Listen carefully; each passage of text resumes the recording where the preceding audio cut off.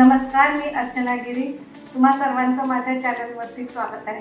आज आपण पाहणार आहोत रानभाजी प्रकारातील चिवळीच्या भाजीचा झुणका. या झुणक्यासाठी लागणारे साहित्य: बारीक चिरलेला कांदा, बारीक चिरलेले लाल मिरची, त्याचप्रमाणे मी कैरीचे काप करून घेतले आहे. अर्धी कैरी घेतली आहे आणि कोथिंबीर घेतली आहे. आणि झुणक्याला एक चांगला प्रकारचा स्वाद येण्यासाठी इथे मी 4 ते 5 लसणाच्या पाकळ्या घेऊन त्यात अशा बारीक क्रश केलेल्या आहेत. या झुणक्यामध्ये आपल्याला जास्त मसाले टाकायचे नसतात. त्यासाठी मी घेतलेले आहे 1 छोटा चम्मच जिरे, 1 छोटा चम्मच मोहरी आणि याच्यामध्ये मिरचीचे काप असल्यामुळे आपण 2 चमचे लाल तिखट घेतलेलं आहे आणि 2 चमचे छोटे चमचे जे आहेत आपले त्याची हळद घेतलेली आहे. आणि त्यासाठी आपण बेसन पीठ घेतलेलं आहे. चला तर मग आता आपण आपली रेसिपी सुरू करूया. आपण ही भाजी चांगली स्वच्छ धुवून घेऊया, कारण ही भाजी खाली जमिनीत असल्यामुळे ही मातीने भरलेली राहते, त्यामुळे स्वच्छ पाण्याने पहिले धुवून घ्यायची.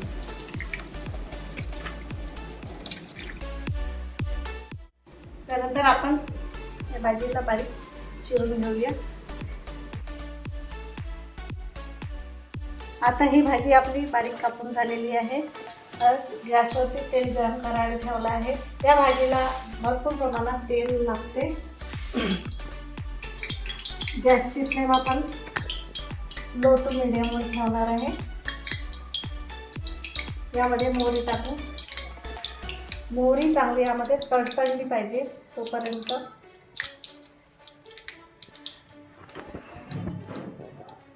मोहरी चांगली तडतडली की त्यामध्ये आपण जिरं टाकू. जिरं चांगलं फुललं पाहिजे, तेव्हाच या भाजीला तडका चांगला बसतो. त्यानंतर बारीक चिरलेला आपण कांदा टाकूया.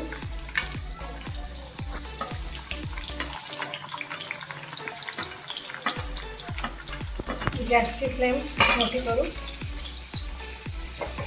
चांगला परतायचा कांदा गुलाबी व्हायचं, ट्रान्सपरंट व्हायचं. म्हणजे जास्त आपल्याला कांदा हे करून नाही घ्यायचा, भाजून नाही घ्यायचा आहे. थोडंसं ट्रान्सपरंट होईपर्यंत किंवा यातला कच्चेपणा कमी होईपर्यंत आपण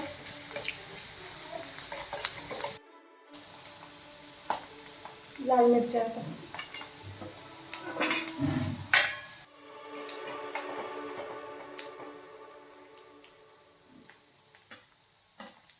कापलेला आपण लसूण टाकूया याच्यामध्ये. गॅसची फ्लेम वाढवू. त्याचप्रमाणे यामध्ये थोडासा मीठ टाकून, मीठ टाकल्यामुळे कांदा, मिरच्या आणि लसूण लवकर म्हणजे ट्रान्सपरंट होण्यास मदत होते. त्याचप्रमाणे बारीक चिरलेल्या कैरीच्या आपण फोडी टाकून देऊ.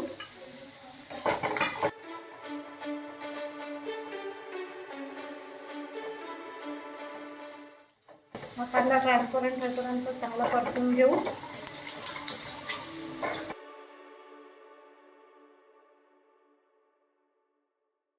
कांदा ट्रान्सपरंट झालेला आहे.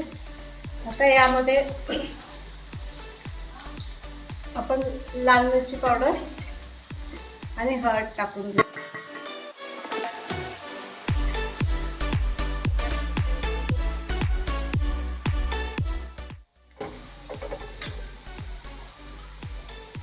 तो बारीक केलेली भाजी आपण यामध्ये घालू.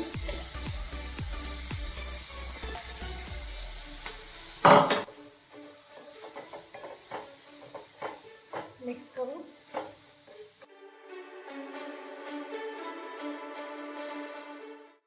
पाच मिनिटासाठी आपण आता त्याच्यावर झाकण ठेवू.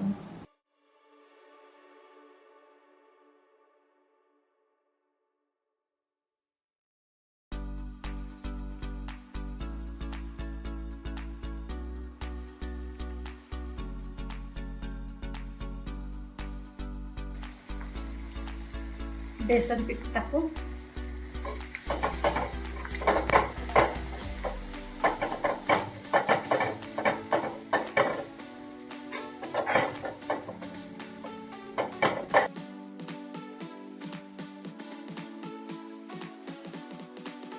पण सर्वात पहिले थोडंसं मीठ टाकून नव्हतं.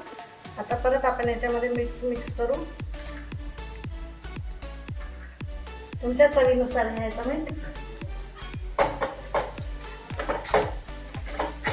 आणि तेल जास्त असल्यामुळे ही भाजी आपोआपच कढई सोडते.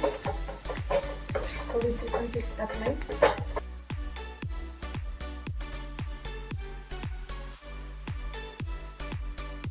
2 मिनिटं झाले. पाहू आपला झुणका तयार झाला.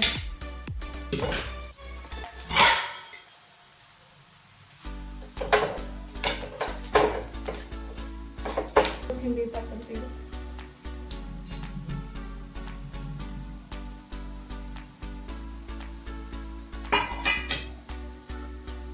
मिक्स करू.